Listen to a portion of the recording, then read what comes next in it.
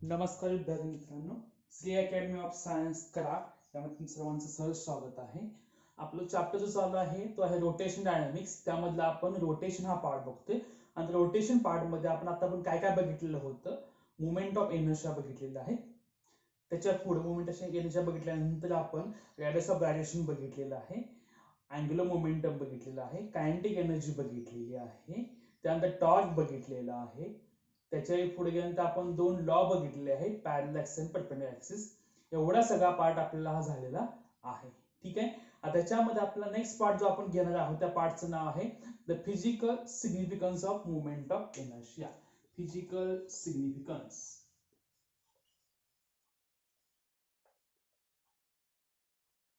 Of movement of inertia.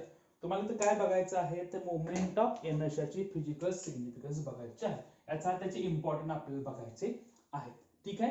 आता हे लिहिताना हा पॉईंट जो सेपरेट पॉईंट केलेला नाही तो एकाच पॉईंटवर तो मिक्स झालेला आहे. ठीक आहे. हा कुठं झालेला आहे तो मुवमेंट ऑफ इनर्शिया झाल्यानंतर हा मिक्स केलेला आहे, पण तो आपण थोडा सॉर्ट आउट केला आणि तो बाहेर काढलेला आहे. आता त्याचं रिलेशन कसं लिहायचं असतं ते सांगतो. पहिला पार्ट आपण त्यामध्ये लिहिताना दोन टाईप मध्ये लिहायचा आहे. हा एक लिहायचा आहे तो पहिला आहे तो ट्रान्सलेशनल मोशन आणि दुसरा जो पार्ट आहे त्यामध्ये लिहिलं आपण रोटेशनल मोशन. ठीक आहे.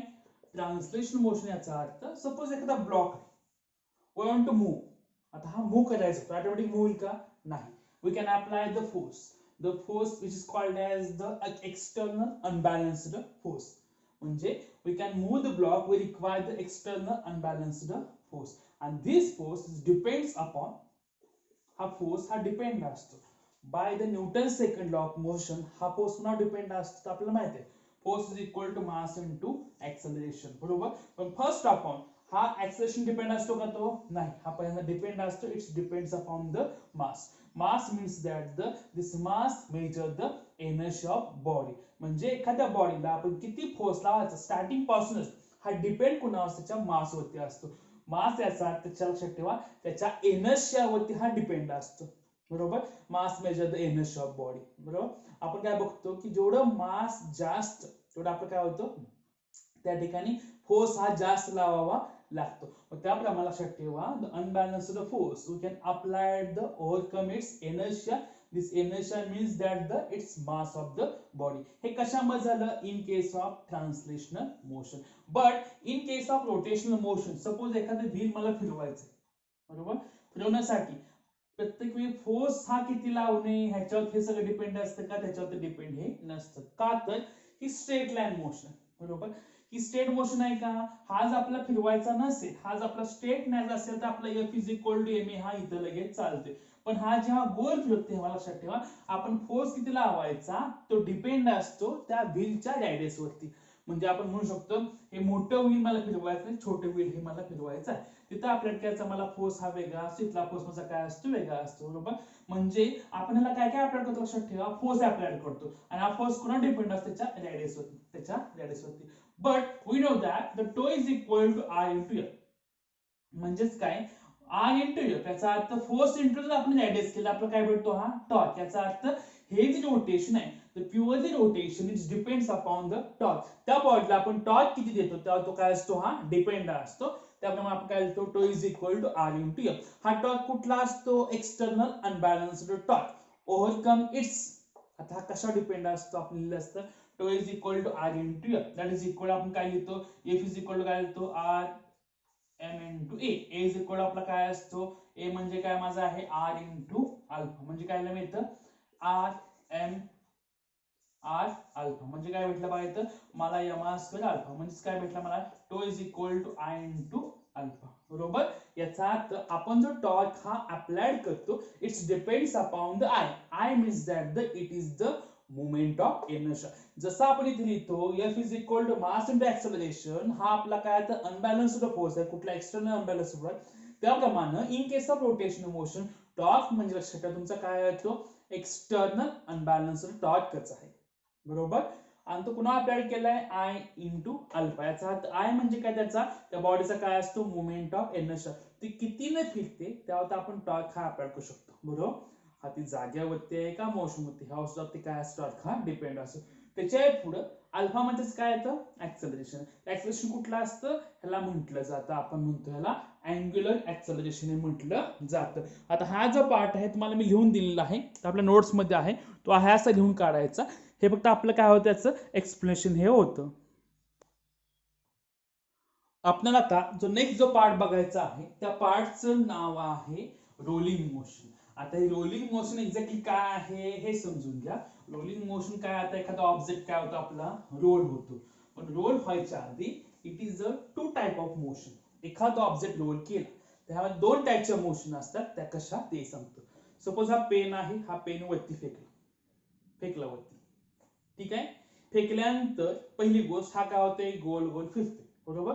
गोल फिरतोय याचा अर्थ हा कुणाभोवती गोल फिरतोय, त्याच्या ओन ऍक्स भोवती. याचा अर्थ त्याच्यामध्ये आपल्याला कुठली मोशन भेटते, it content the rotational motion, बरोबर. आणखीन एक गोष्ट लक्षात ठेवा, हा पेन मी वरती फेकल्यानंतर काय होतोय, असं वाकडा तिकडे जातोय का तो काय होतोय, असा स्ट्रेट जातोय, बरोबर. याचा अर्थ स्ट्रेट जाणे, it means that it has the translational motion or linear motion, बरोबर. त्याला काय असते, ट्रान्सलेशनल मोशन असते, त्याला काय असते, लिनियर मोशन आहे. हा जो पार्ट आहे हा आपल्यासाठी खूप महत्वाचा आहे, खूप म्हणजे खूप. ह्याच्यावर तुम्हाला प्रॉब्लेम विचारले जातात, ठीक आहे. हे झालं combination of translational and rotational motion, बरोबर. त्याच्यामध्ये आपला एक जो पार्ट आहे त्या पार्टचं नाव काय आपल्याला येतं, रोलिंग मोशन. आता रोलिंग मोशन घेताना खूप काही गोष्टी डिपेंड असतात त्याच्यावरती. आता रोलिंग मोशन फॉर एक्झाम्पल एक साध सिंपल एक्झाम्पल घेतो. एखादा कॉइन घेतला आणि तो फ्लोअरवरती सोडतो, तर तो काय होणार, असा गोल गोल गोल फिरतो, काय होणार, तो पुढे पुढे जाणार. पण तो गोल फिरतो याचा अर्थ it possess the rotational motion as well as translation motion. म्हणजे काय होतो, कॉइन सपोज फ्लोअर फेकला तो काय होतो, स्ट्रेट जातो, स्ट्रेट गेला म्हणजे इट हॅज ट्रान्सलेशनल मोशन.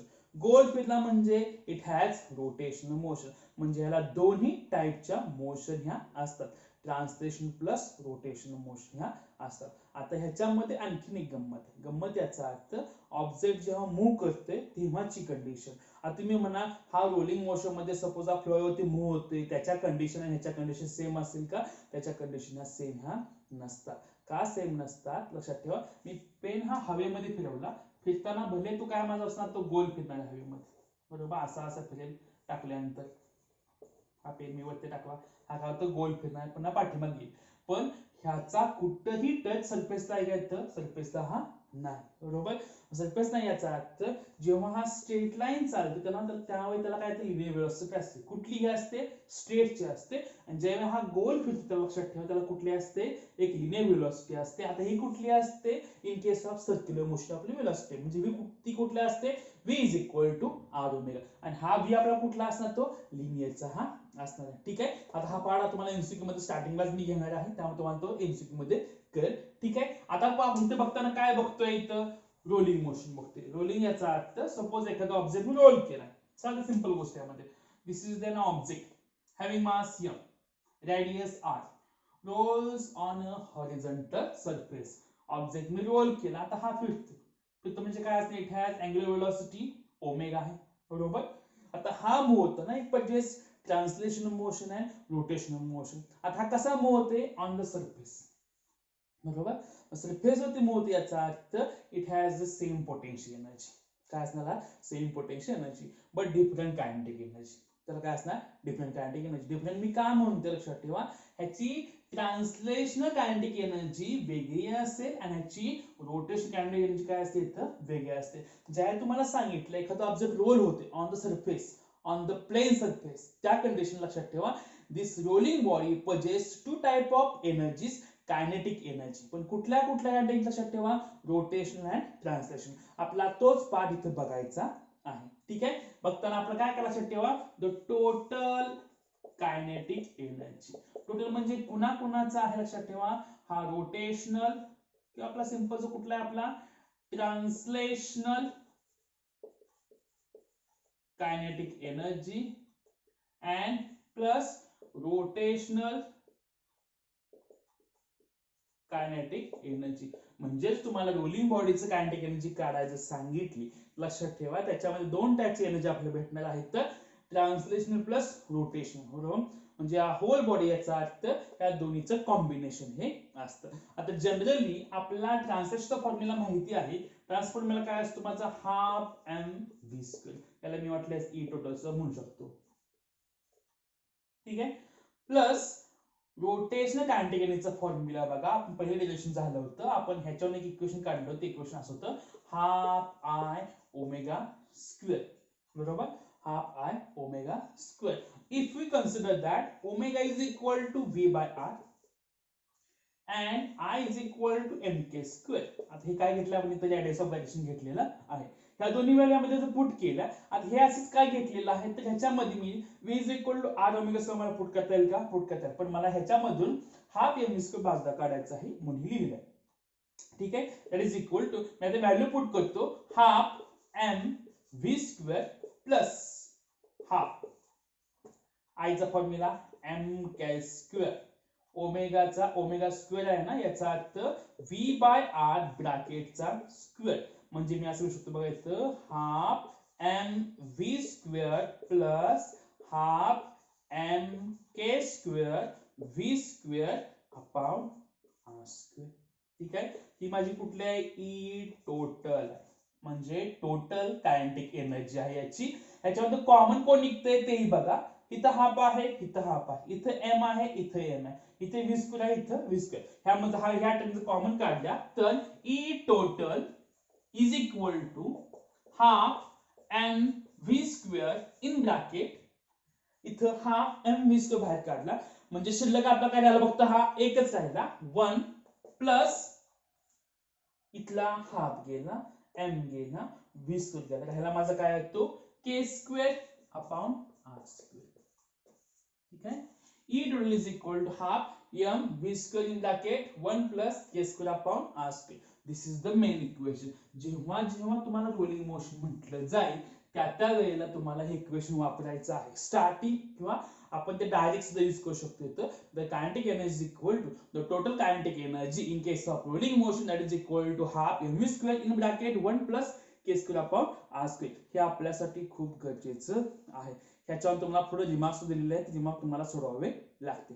ठीक आहे, हा पार्ट तुम्हाला कळाला असेल. आता त्याच्या पुढे आपल्याला जायचं आहे. ह्याच रोलिंग मोशन मध्ये अजून एक पॉइंट तुम्हाला दिलेला आहे, the acceleration velocity and height of rolling body on inclined plane. म्हणजेच काय सांगितलं तुम्हाला इथं एक्सेलरेशन काढायला सांगितलेलं आहे, वेलोसिटी काढायला सांगितलेलं आहे, हाईट त्यांनी विचारलं नाही ऍक्च्युअली, हा पण हाईटचा पॉइंट आहे घेतोय, हाईट सांगितलेले आहे. आता ह्या कुणाच्या व्हॅल्यू आहेत, रोलिंग बॉडीच्या व्हॅल्यू आहेत. म्हणजे बॉडी काय म्हणजे इथं रोलिंग मोशन मध्ये बॉडी ही आहे. आणि कशी रोल होते ते विदाउट स्लिपिंग, म्हणजे ती काय होते न घसरता ती काय होते रोल ही होते. आणि ती कुठे रोल होणार आहे in and inclined plane. Inclined plane आपल्याला एक बॉडी मूव्ह करायची आहे, ते कशावरती इन्क्लाइन्ड प्लेन वरती मूव्ह करायचे आहे, त्याच्या व्हॅल्यू इथे काढायच्या आहेत. म्हणजेच काय ते दाखवतो. Suppose consider a body having mass m, ह्याचं मास आहे m, radius capital r, rolls on a inclined plane having angle theta. ती काय केलं मी ह्यावरती रोल केलं, रोल केल्याचा अर्थ त्यावर ठेवली it will be roll on a surface. याचा अर्थ it has possesses some velocity that is equal to e is equal to 0. म्हणजे इनिशियली ह्याला कुठलीही वेलोसिटी असणार नाही, but when we reach the bottom it has some velocity. त्याची velocity काय असेल तर v एवढी त्याची वेलोसिटी आहे. इट कव्हर्स सम डिस्टन्स, हे डिस्टन्स पकडतो मी, ह्या डिस्टन्सला म्हणतो इथं s म्हणतो. हे डिस्टन्स माझं किती येतं s, वाटलं असे कळत नसेल तर असं दाखवतो. हे माझं डिस्टन्स काय आहे, माझं s एवढं आहे. ठीक आहे, आता हा वरून खाली आला, ह्याची हाईट होती, ह्या हाईटला म्हणतो मी h म्हणतो. ठीक आहे, त्यामध्ये सिमिलर तुम्हाला एक पार्ट दाखवू शकतो मी इथं. त्याला मी सपोज म्हणलं a b and c, याच्यावरनं हा जर पोर्शन s असेल, हा अँगल थीटा असेल, तर आपल्याला h ची व्हॅल्यू मध्ये लिहू शकतो. कसं बघा, the sine theta is equal to opposite side divide by hypotenuse, then the opposite side divide is equal to opposite side is equal to, लक्षात ठेवा, हायपोटेन्यूस इनटू आपला काय असतो साइन थीटा. म्हणजे मी डायरेक्ट लिहू शकतो h इज इक्वल टू काय होऊ शकतं s साइन थीटा. हे मी इथं लिहू शकतो. हे काय लिहिलेलं आहे ते आपल्याला पुढे गेल्यानंतर त्याचा यूज होणार आहे. ठीक आहे. आपलं काय काय माहित झालं, हा रोलिंग बॉडी एक बॉल घेतला, त्याचा मास एम आहे, रायडस काय आहे तर आर आहे. रोल्स ऑन सरफेस, सरफेस कसला आहे माझा, इन्क्लाइन प्लेन सरफेस आहे, having an angle theta, height H. बरोबर. आता ऑब्जेक्ट वरून खाली सोडला, ऑब्जेक्ट वरून खाली सोडल्यानंतर एका एनर्जीचं कन्वर्ट दुसऱ्या एनर्जी मध्ये होतं bye the law of conservation of energy. हा हाईटला आहे ना, it means that it possess the energy. कुठली एनर्जी पजेस करतो, it possess the gravitational potential energy. याचा अर्थ ज्यावेळी तो इथं होता ह्याच्यावर कुठली एनर्जी होती, the gravitational potential energy, potential energy that is equal to. आता जेव्हा इथून इथं आला त्या कुठली एनर्जी लक्षात ठेवा, कायनेटिक एनर्जी. पण ती कुठली कुठली आहे, हा काय होते, रोल होते, प्लस तो काय आपल्याला स्टेट आहे. याचा अर्थ इट रोल्स, म्हणजे याचा मीनिंग असा होतो, it possesses the translational plus kinetic energy, sorry translation plus rotation kinetic energy. ठीक आहे. तुम्ही व्हॅल्यू पुट करू शकता. इथून पोटेन्शियल आहे ना, मला माझं येणार M G H that is equal to kinetic एनर्जीचा फॉर्म्युला माझं काय बनायचं, दोघांचं कॉम्बिनेशन बनायचं. कोणाकोणाचं, the kinetic energy translational plus kinetic energy rotational. ह्या दोन्हीचं माझं काय असणार इथं, कॉम्बिनेशन असणार. म्हणजे फॉर्म्युला येतो मी इथं एम जी एच आहे असं कंटिन्यू कॅरी करतो. कायनेटिक एनर्जीचा फॉर्म्युला माझा half M V square plus इथं काय येणार, हाफ आय ओमेगा स्क्वेअर. ह्याच्यामध्ये पुन्हा तुम्ही पुट केलं omega is equal to V by R आणि इथून पुट केलं I is equal to M K square, तर मला ह्याचं सोल्युशन भेटतं. ते सोल्युशन तुमच्या डोळ्यासमोर आहे. इथून मी वरती स्टेप लावल, तुम्हाला इक्वेशन काय भेटतं लक्षात ठेवा, that is equal to M G H is equal to half mv square in bracket 1 plus k square upon r square. ठीक आहे. ह्याच्यामध्ये जाणारा पार्ट लक्षात ठेवा, हा m एकमेकाला जाऊ शकतो, ठीक आहे, गेला. हा g पलीकडे जाऊ शकतो, म्हणजे तुम्ही इथे h is equal to v square upon 2g in bracket 1 plus k square upon r square. हे अशा पद्धतीने मी h ची व्हॅल्यू इथे लिहू शकतो. अदरवाइज दुसरा ऑप्शन आहे आपल्याला, आता आपण v ची व्हॅल्यू सपोज काढायला गेलो तर लक्षात ठेवा v ची व्हॅल्यू माझी अशी बनेल, हा v ला इथंच ठेवा, सगळ्यांनी इकडे शिफ्ट करा, म्हणजे काय लक्षात v square is equal to 2gh divide by 1 plus k square by r square. हे तुम्हाला त्याचं काय भेटलं इथं, इक्वेशन हे भेटलेलं आहे. आणि त्याच्यात तुम्हाला सपोज काढायला सांगितलं v ची व्हॅल्यू, सपोज h दिला असेल तर नो प्रॉब्लेम, h दिला नसेल तुम्हाला अँगल दिला असेल तर हेच मी आपण असं लिहू शकतो, that is equal to 2g h आपल्याला काय लक्षात ठेवा, s sin theta upon 1 plus k square upon r square. ह्याही मेथडने आपण v ची व्हॅल्यू लिहू शकतो, किंवा हेच आपण पुढे रूट मध्ये लिहू शकतो, v is equal to under root of 2g sin theta divide by 1 plus k square upon r square. ठीक आहे. इथे मी वेलोसिटी काढलेली आहे. आता मला काय काढायचं, ऍक्सेलरेशन ने काढायचं आहे. आता मला हे इक्वेशन मध्ये ऍक्सेलरेशन आणायचं आहे, कारण हा वरून खाली येतो, ह्याला काय ऍक्सेलरेशन असेल का, असेल. ऍक्सेलरेशन कसं काढायचं, तर ऍक्सेलरेशन लक्षात ठेवा फॉर्म्युला, हे इक्वेशन मी आहे असे कॅरी करणार, त्याच्यामध्ये सगळं लिहिणार आहे. ठीक आहे. मग लिहिताना ऍक्सेलरेशन काढताना मला हा वरून खाली आला, u be the initial velocity, v be the final velocity, s be the displacement, a be the acceleration. बरोबर.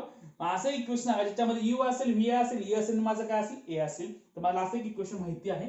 ते इक्वेशन असं आहे, v square is equal to u square plus 2as. हे एक तुम्हाला इक्वेशन माहिती आहे. ठीक आहे. मग यामध्ये सपोज व्हॅल्यू मी पुट केल्या, तर u आपला किती आहे, 0 आहे, म्हणजे काय भेटणार मला, v square is equal to 2as. मग ह्या इक्वेशन मध्ये ही आय ची व्हॅल्यू पुट करतो, v square is equal to, तुम्हाला इक्वेशन पहिल्यांदा लिहून लिहितो, v square is equal to 2gh divide by in bracket 1 plus k square upon r square. ठीक आहे. v ची व्हॅल्यू पुट करतो, काय म्हणजे 2as, म्हणजे 2as is equal to 2gh upon in bracket 1 plus k square upon r square that is equal to. आता पुढे गेल्यानंतर आपल्याला इक्वेशन जे भेटणार आहे ते इक्वेशन बघू. ही व्हॅल्यू पुट केली, 2 एकमेकाला कॅन्सल झाला. आपला h ची व्हॅल्यू माहिती आहे, h इज इक्वल टू आपला काय आहे, s sin थीटा. मी पुट केलं इथं as is equal to gs sin theta divide by in bracket 1 plus k square upon r square that is equal to, s एकमेकाला cancel झाला, राहिला a is equal to g sin theta divide by in bracket 1 plus k square upon r square. This is the final equation for the acceleration. म्हणजे body जेव्हा role होते तेव्हा त्या acceleration value आपण ह्या फॉर्म्युल्यानं काढू शकतो. आपला हा फॉर्म्युला खूप ठिकाणी वापरावा लागतो ऍक्सेलरेशन काढण्यासाठी. जेवढे आपल्याला फॉर्म्युला झाले ते सगळे फॉर्म्युले तुम्हाला तोंडपाठ पाहिजेत, प्लस तुम्हाला जो चार्ट दिलाय तोच तुमच्या तोंडपाठ पाहिजे. त्याच्या पुढे तुम्हाला रिमार्क दिलेले आहेत, तर रिमार्क बघायचे. रिमार्क बघताना एक त्यातला महत्त्वाचा रिमार्क मी तुम्हाला लिहून देतो आणि सांगतो रिमार्क काय आहे तो तुम्हाला खूप ठिकाणी जो ट्रिक ऍक्च्युअली तो रिमार्क म्हणून नसून तो आपली काय ट्रिकच आहे, ती कुठे विचार जाणार नाही, फक्त तुम्हाला ते माहित पाहिजे. ठीक आहे. त्या पुढचा रेशो दिलेला आहे तो रेशो सुद्धा तुमच्या खूप महत्त्वाचा आहे. रिमार्क फर्स्ट मी कंप्लीट करतो, सेकंड तुम्ही हा कंप्लीट करा. आता रिमार्क काय आहे ते सांगतो. सपोज आपण एखादी व्हॅल्यू घेतली, सपोज एखादा स्पियर होता, त्याचा मोमेंट ऑफ इनर्शिया मी पकडतो I इज इक्वल टू माझा 2/5 mr स्क्वेअर असा एक आहे. किंवा मी असं जनरल कन्सेप्ट कन्सिडर करतो की माझा मोमेंट ऑफ इनर्शिया व्हॅल्यू काय असते, I is equal to mr square आहे. मी कन्सिडर करतो n टाइम्स mr स्क्वेअर आहे, असं मी कन्सिडर हा करतो. बरोबर. आणि सपोज त्याच्यावरनं मला suppose k square upon r square ची व्हॅल्यू लिहायची झाली तर ती व्हॅल्यू किती असते तर लक्षात ठेवा इथे किती आहे, n टाइम्स आहे ना, याचा अर्थ त्याच्यावर लक्षात ठेवा k square upon r square is equal to also n's येतं. आता हे कसं काय हे मी तुम्हाला सोडून दाखवतो. जनरल आपण इक्वेशन जर लिहितो I इज इक्वल टू लिहितो मी इथे n times mr square, but by the riders of relation we can write I is equal to mk square. हे असं आपण लिहिलं जातं. दोन्ही जर कंपेअर केलं तर मी असं लिहू शकतो इथे बघा n mr square is equal to mk square. n एकमेकाला cancel, then n is equal to k square upon r square. ठीक आहे. काय भेटला, n is equal to k square upon r square. हे आपल्याला प्रॉब्लेम सॉल्व्ह करताना अतिशय गरजेचं आहे. प्रॉब्लेम सॉल्व्ह करताना आपल्याला हे जर आलं तर आपलं प्रॉब्लेम इझी होऊ शकतं. दुसरे एक्झाम्पल दाखवतात ह्याच्यामध्ये n म्हटले ना, फक्त एक व्हॅल्यू अशी आहे की I इज इक्वल टू माझा किती आहे, हाफ mr स्क्वेअर आहे. कधी किती असतो I इज इक्वल टू 3/2 किंवा 2/3 सुद्धा mr स्क्वेअर हा असू शकतो. ठीक आहे. किंवा काय असतं 2/5 mr स्क्वेअर सुद्धा असू शकतो. मग अशा कंडिशनला त्याची k square upon r square ची व्हॅल्यू किती बनणार आहे लक्षात ठेवा. इथे किती मल्टिप्लाय केले, हाफ. त्याच्यावर काय असणार इथं हाफ. बरोबर. इथे किती मल्टिप्लाय केले 2/3 ना, त्याच्यावर व्हॅल्यू काय भेटणार 2/3. इथे किती केले तर 2/5, त्याच्यावर मला व्हॅल्यू काय भेटणार इथं 2/5. बरोबर. हे अशा पद्धतीने लिहिलं हे जातं. हा आहे रिमार्क तुमचा काय तो फर्स्ट आहे. दुसरं तुमचा लक्षात ठेवा रेशो असतो, तो रेशो आपल्याला बघायचा असतो. तो रेशो तुम्ही सोडवा, तुम्ही सोडलं नाही कळाल तर मला ते सांगा. ठीक आहे. त्याच्या पुढे आता जे आपण म्हणतोय मोमेंट ऑफ इनर्शिया त्याचा ऍक्च्युअल मध्ये प्रॅक्टिकल यूज हा कसा केला जातो ते आपल्याला बघायचं आहे. आता त्याच्यामध्ये बऱ्यापैकी जे फॉर्म्युले आहेत ते तुम्हाला बुक मध्ये डायरेक्ट दिलेले आहेत.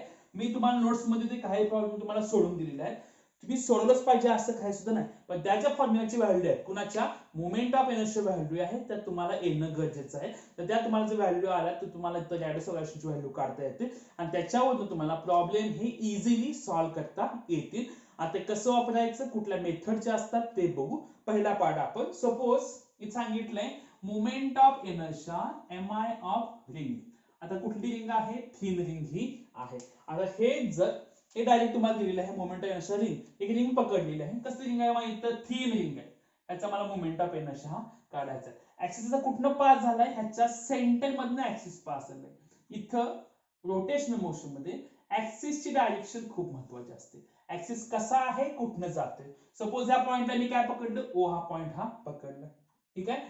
मग ह्याची व्हॅल्यू येते, ह्याची व्हॅल्यू त्यांनी सांगितली काय लक्षात ठेवा, I is equal to mr square. हा त्याचा फॉर्म्युला येतो.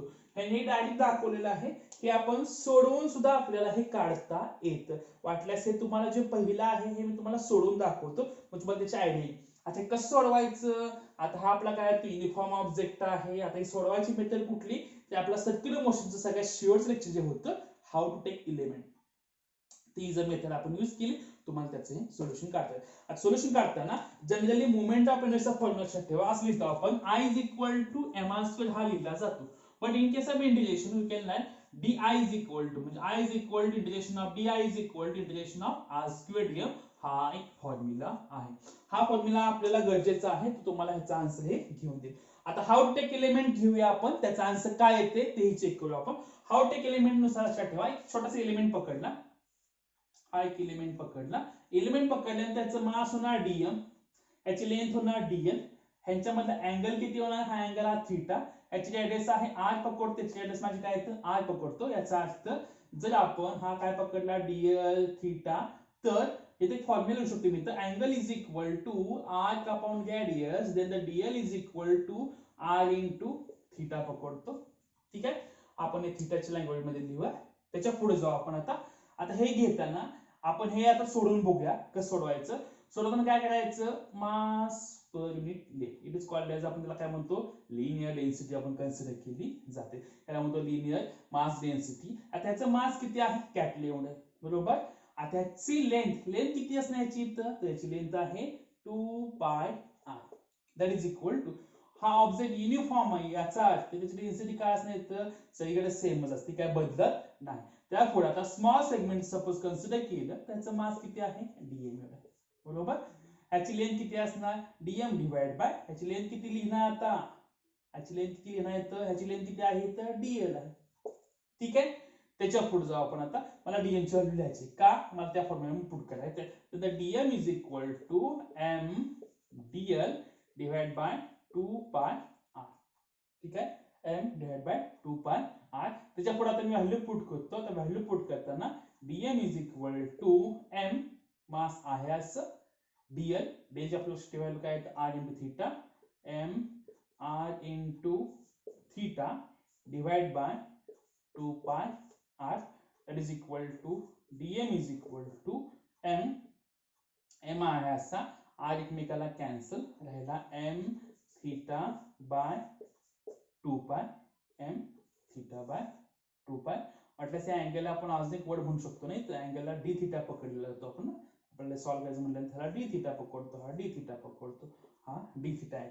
छोटा अँगल आहे म्हणजे d थीटा हा अँगलला पकडलेला आहे, दॅट इज इक्वल टू. आता ह्या व्हॅल्यू मी पुट करतो. आता पुट करताना बघा, हा dm मला भेटलं m d theta by 2 pi, that is equal to. आता हे सॉल्व्ह करताना मला आता काय घ्यायचं येतं, मोमेंट ऑफ इनर्शिया घ्यायचा. आता मोमेंट ऑफ छोट्या सेगमेंटचं काय असणार, di इज इक्वल टू काय नाही तर r स्क्वेअर dm, हा कोणाचा छोट्या सेगमेंटचा.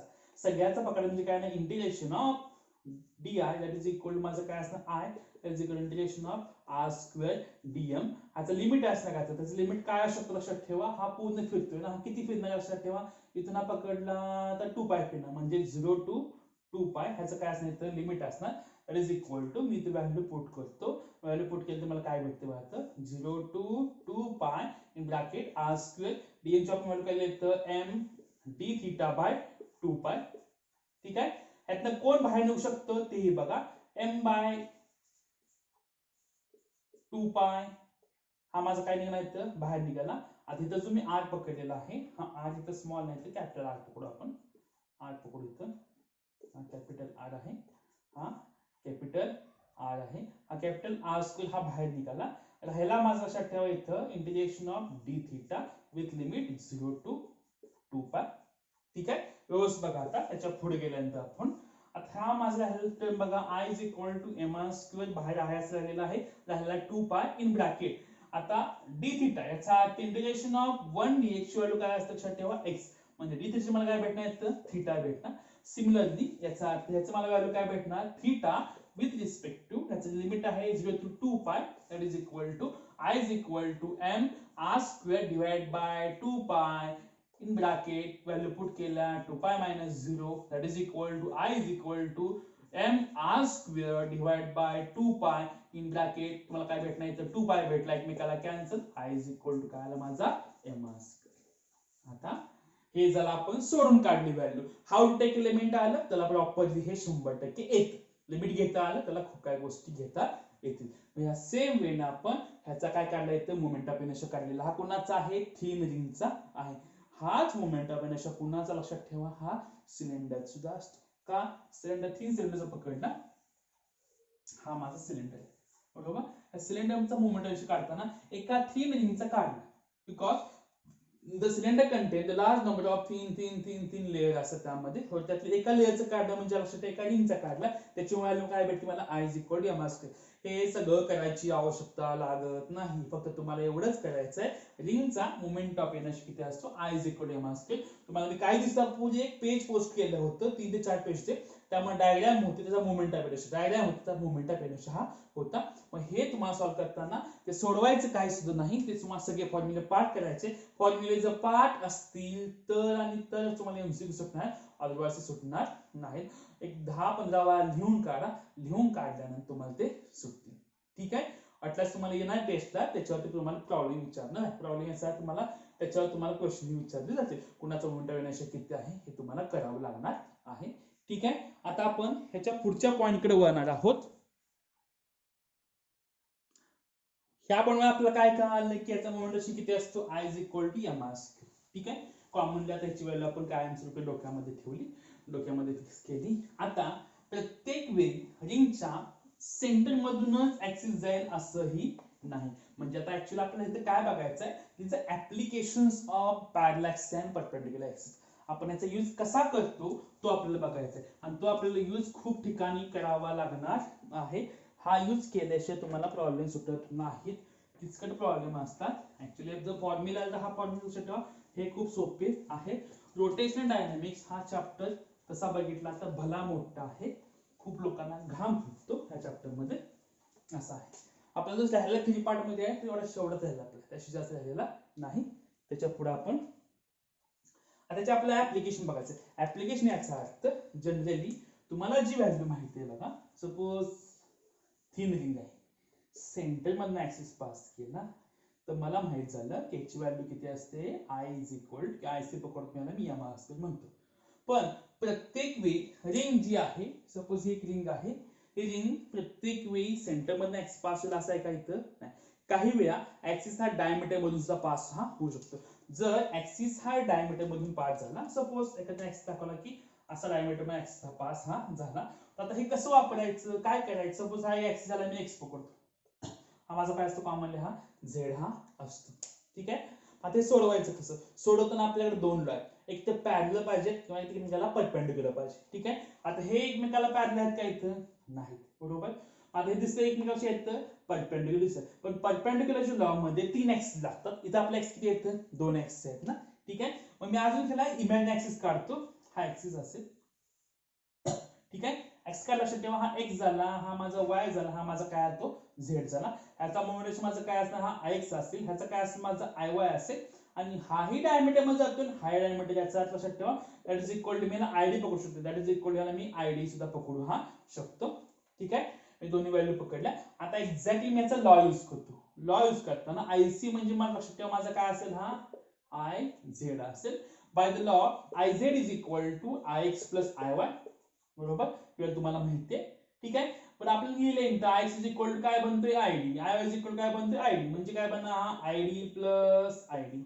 आणि आय झेड म्हणजे कुठनं गेलाय, हा सेंटर मधनं गेलाय ना, सेंटर मध्ये गेला त्याची व्हॅल्यू काय असते, I is equal to M R square, direct वाटल्यास घेतलं तरी M R square value put केली. आयडी प्लस आयडी काय भेटलाय तुम्हाला, 2id, that is equal to M R square.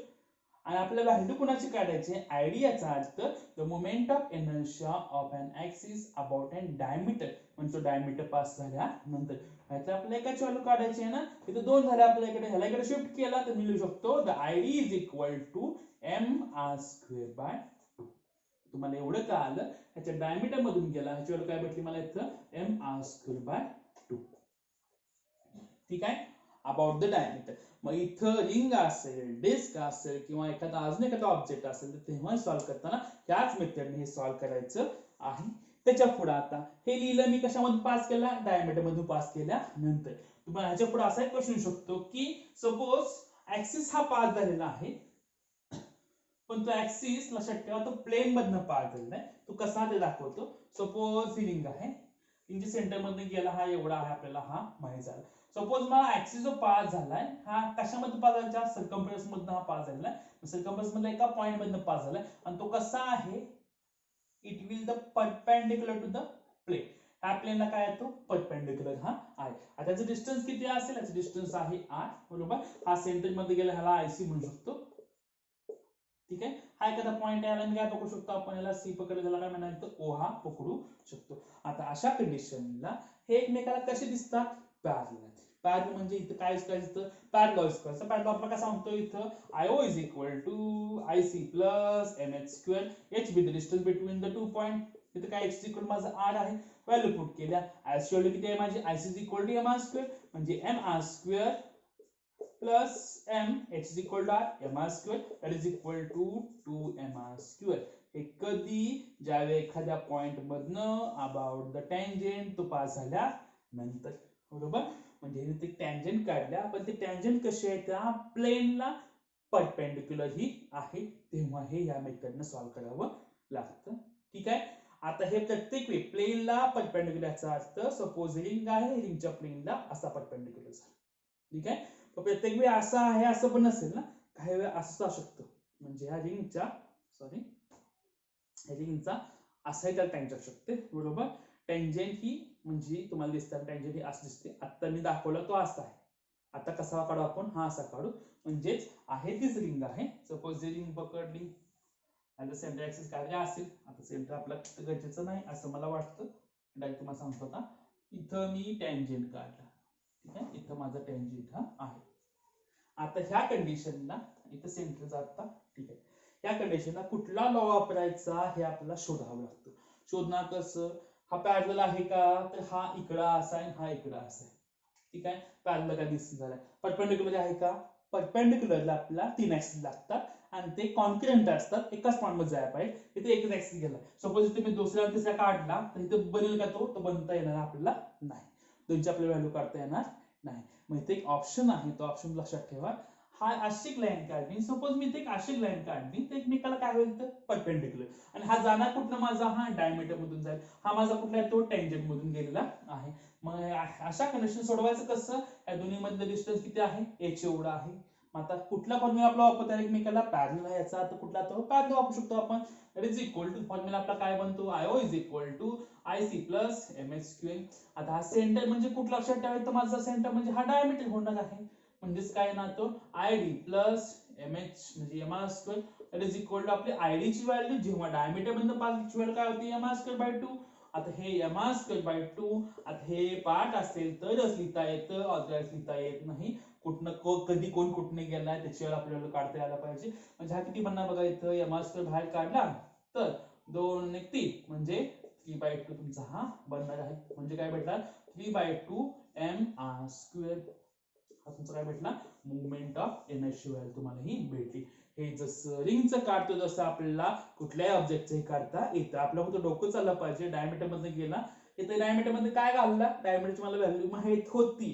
जर तुम्हाला माहित असेल तरच तुम्हाला घालता येईल, त्याचा तुम्हाला ती पाठ करावी लागेल, तेव्हाच तुम्हाला ती घालवता येईल. ठीक आहे. ह्या सेम मेथड आपल्याला डिस्क साठी सुद्धा वापरता येतात. आपला जो नेक्स्ट पॉइंट आहे, त्या पॉइंटचं नाव आहे moment of inertia of uniform disc. आपल्याला डिस्क काढायची आहे, की डिस्क कन्सिडर करा. आता डिस्क अशी दिसू शकते, डिस्क अशी दिसू शकते, बरोबर. हे डिस्क आहे, या डिस्कचा मोमेंट ऑफ इनर्शिया काढायचा आहे. आता याची व्हॅल्यू किती येते ते तुम्हाला सांगेन, तुम्हाला हाफ mr स्क्वेअरची व्हॅल्यू येते, तर ती कशी येते ते आपल्याला काढायचं. काढताना याची रेडियस किती येतं, r एवढी ही आहे. आता हे पकडताना कसं पकडायचं, हाऊ टू टेक एलिमेंट नुसार. ही जी डिस्क आहे, ह्या डिस्क मधला आपल्याला एक रिंग काढू आपण आणि त्याचा मोमेंट ऑफ इनर्शिया काढू, आणि त्याप्रमाणे सगळ्यांचा मोमेंट ऑफ इनर्शिया असतो असं आपल्याला लिहायचं. Because from 0 to r this disk contain the large number of rings. म्हणजे डिस्क कशापासून बनले लक्षात ठेवा, ring ring ring ring ring collect केलं तुम्हाला डिस्क बनले. ठीक आहे. याचं व्हॅल्यू लक्षात ठेवा, मी तुम्हाला त्याचं लिमिट सांगितलं ऍक्च्युअली सांगताना इथंच, किती ते किती लक्षात ठेवा, 0 ते r इथंच लिमिट आहे. इथून ते r डिस्टन्स आपल्याला काढायचं. म्हणजे कसं सोडवायचं, सपोज याच्यामध्ये एक थिन रिंग काढतो. आता जी मी थिन रिंग काढणार आहे, सपोज ही मी थिन रिंग काढतोय, ही जी थिन रिंग आहे, या थिन रिंगचं आपण पकडून चालू, याची थिकनेस आहे dr एवढी आहे. ठीक आहे. आणि ह्याची रॅडियस किती आहे, सपोज रॅडियस दाखवतो, ह्याची रॅडियस आहे r आहे, बरोबर. म्हणजे हा सुद्धा वापरू शकतो आपण, याला मी r म्हणू शकतो. हे थिकनेस किती माझी dr आहे. ठीक आहे. आता हा महत्वाचा पार्ट आहे. आता ह्याच्यामध्ये पकडताना कसं पकडायचं, एक छोटा सेगमेंट पकडायचा, त्या सेगमेंट आपण हे लिहू शकतो. मग लिहिताना इथे काय यूज करायचं ते सांगतो. ह्याचं मास असेल कॅपिटल एम एवढं मास असेल, ह्याची लेंथ म्हणजे ह्याची एरिया किती असेल हा लक्षात ठेवा, ह्याचा एरिया असतो पाय असतो. ठीक आहे. त्यापुढे आता छोटा सेगमेंट त्याचं मास किती असेल इथं डीएम एवढं आहे. बरोबर. सपोज आपण इथं काय काढलं, the mass per unit area that is equal to, ह्याचं टोटल मास किती आहे कॅपिटल एम डिवाइड ह्याचा एरिया किती असतो पाय असतो. दिस एरिया येतो किती येतो माझा pi square that is equal to, आता पाय स्क्वेअर नंतर आता हा छोटा सेगमेंट एखादा पकडला त्याचा मास किती असेल तर डीएम एवढं मास असेल, आणि ह्याचा एरिया, हा एरिया लक्षात ठेवा हा चेंज इन एरिया असतो डीए असतो, डीएम डिवाइड बाय डीए. आता हा डीए ची व्हॅल्यू कशी काढायची ते सांगतो. डीएम म्हणजे त्याचा change in area, change in एरियाचा अर्थ ह्या होल डिस्क मधून, होल डिस्क म्हणजे लक्षात ठेवा होल डिस्क पकडण्याची गायडन्स काय म्हणते आर प्लस डी आर मधून आपल्याला थिन रिंग काढायची, याचा अर्थ आतमधला आर पोर्शन म्हणजे हा होल रिंग मधून हे डिस्टन्स किती आहे आर प्लस डी आर आहे, ह्याच्यामध्ये एक रिंग काढायची आहे. ह्याच्यामध्ये एक रिंग मी बाजूला काढतो, ह्याची गायडन्स किती असली तर आर एवढी असेल, मग मला शेवटी काय भेटणार एक छोटीशी थिन रिंग ही भेटणार आहे. म्हणजे एरिया मला जो भेटणार माझा काय लक्षात ठेवा छोट्याशा थिन रिंगचा हा एरिया हा असेल. मग कसं सोडवायचं तर पहिल्यांदा DA is equal to change in area, change in area कसा होणार लक्षात ठेवा ए2 मायनस ए1. ए2 किती असेल तुमचा तर ए2 लक्षात ठेवा हा ए2 म्हणजे तुमचा मोठा एरिया मायनस जो का आपला काढायचा तो एरिया, मोठ्या लक्षात ठेवायचा काय असणार pi R plus D R ब्रॅकेटचा square, R D R the thickness R the radius plus minus pi R square. हे आय थिंक आपण इथं सॉल्व्ह केलेलं आहे असं मला वाटतंय. हे जर मी सॉल्व्ह केलं तर इथं काय बनते बघा, इथं pi in bracket R square plus 2r dr plus dr square minus pi R square, पायने मल्टिप्लाय केलं तर pi R square plus 2 pi R dr plus pi dr square minus pi R square. आता R dr square लिहिलंय इथं पण dr लक्षात ठेवा dr it is very small so we can neglect this term. इथं pi R square एकमेकाला cancel, मला भेटला आता dA is equal to 2 pi R dr. ठीक आहे. ह्याच्यावर मला त्याचा चेंज इन एरिया भेटलेला आहे. हे कोणाला समजेल ज्याला येईल हाऊ टू टेक एलिमेंट त्याला हे सगळं सॉल्व्ह होईल. ठीक आहे. हे मला भेटले इथं डीए, त्यात मी व्हॅल्यू पुट करतो, मला मोमेंट ऑफ इनर्शिया काढायचा आहे कोणाचा इथं डिस्कचा. मग कसं सॉल्व्ह करतोय बघा इथं दॅट इज इक्वल टू आपल्याला लिहिलं लक्षात आहे M by pi R square is equal to DM by DA. मला डीएम इज इक्वल ठेवायचं आहे म्हणजे काय म्हणते बा DM is equal to, DM का लिहितोय आपण छोट्या सेगमेंटचा मोमेंट ऑफ इनर्शिया काढणार त्यानंतर आपण होल बॉडीचं दाखवणार आहे. नंतर डीएम इज इक्वल ह्याला इकडे शिफ्ट केला M DA divide by pi R square that is equal to DM is equal to DA ची व्हॅल्यू पुट केली तर M 2 pi R D R divide by pi R square. कोण जातंय का बघा, जाताना हे दोघं निघून जातात, राहिले DM is equal to 2m r dr divide by R square. ही तुम्हाला डीएम ची व्हॅल्यू भेटलेली आहे. आता काय काढायचं आपल्याला याचा मोमेंट ऑफ इनर्शिया काढायचा आहे. कसं काढणार छोट्या सेगमेंटचा घेऊ, छोट्या सेगमेंटचा फॉर्म्युला आपला बनतो integration of dr that is equal to r that is equal to integration of छोटा सेगमेंट r स्क्वेअर dm आहे. याचं लिमिट काय असू शकते 0 to r, 0 to capital R. Value put करतो that is equal to I is equal to integration of 0 to r r square dm माझं किती आहे 2mr dr divide by r square. Value जर पुट केल्या तर मिळू शकतो I इज इक्वल टू ह्यातनं बाहेर काय निघते बघा 2m r स्क्वेअर, राहिला r स्क्वेअर इंटू r म्हणजे काय लक्षात ठेवा r cube dr with limit 0 to r that is equal to I is equal to, आता ह्याचं इंटिग्रेशन काय बनतं r क्यूब, याचा अर्थ x raised to n dx is equal to x raised to n plus 1 divided by n plus 1. ह्या फॉर्म्युलानुसार आपण लिहू शकतो तर I is equal to 2m r square in bracket r raised to 4 divided by 4 with limit 0 to r.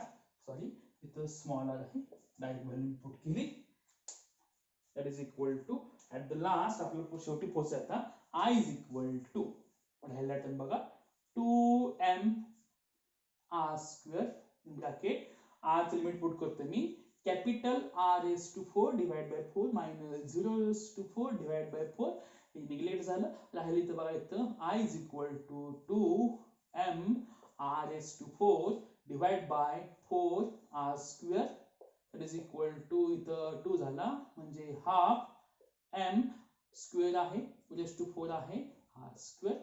This is the final answer. I is equal to half mr square. हे तुमचं काय भेटले तुम्हाला सगळ्यात शेवटचा आन्सर भेटलेला आहे. ठीक आहे. आता हे तेवढेच दोन तुम्हाला सोडून दिलेले आहे बुक मध्ये म्हणून तुम्हाला दोन ऍक्च्युअली नाही हाच मला सोडून दिलेला आहे तुम्हाला इथे मी सॉल्व्ह करून दाखवलेला आहे. ह्याच्या पुढचे जे आहे तुम्हाला मी स्वतः सोडून दिलेले आहे. त्या पुढे जो चार्ट आहे तुम्हाला चार्ट कंपल्सरी करायचा आहे. पुढे रोटेशनचं दाखवलं ट्रान्सफरचं सगळा चार्ट व्यवस्थित लिहून घ्या. मी तुम्हाला लिहून दिलं नसलं ठेवा तुम्ही ते बुक ओपन करायचं ते लिहायचं. त्याच्यावर जे प्रॉब्लेम आहे ते प्रॉब्लेम सोडवण्याचा प्रयत्न करा. आपल्या नेक्स्ट लेक्चर पासून आपण एमसीक्यू स्टार्ट करणार आहोत. प्रॉब्लेम एवढे अवघड नाही त्यात मोजून 10 प्रॉब्लेम आहेत. ट्राय करा तर नाही सुटले तर मला ते सांगा. ठीक आहे. आपला नेक्स्ट लेक्चर आणि तुम्हाला ते फॉर्म्युले पाठ करायला काही दिवस मी वेळ देतो. नेक्स्ट वीक पर्यंत तुमचे फॉर्म्युले पाठवायला पाहिजेत.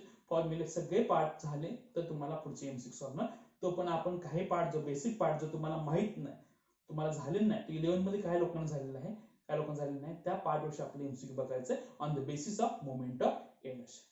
ठीक आहे. आपण इथं थांबतोय. काय शंका असं मला एसएमएस करा. लेक्चर संपल्यानंतर लेक्चर झाल्यानंतर मला रिपोर्ट करायचा की मी लेक्चर बघितलं का ते नाही बघितलं ते